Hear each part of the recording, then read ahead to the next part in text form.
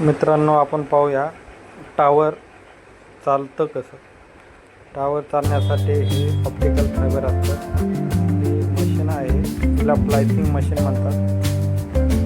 जसं की joint मारणारी machine साध्या भाषेत जर सांगितलं तर या मशीनमध्ये हे जे छोटं फायबर दिसते का, हा केसा एवढा फायबर असतो. त्या फायबरला गरम करून जॉईंट मारलं जातं. मशीन जॉईंट मारते गरम करून.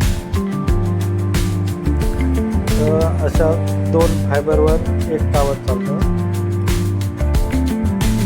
होऊ शकता किती छोटं आणि बारीक असतं.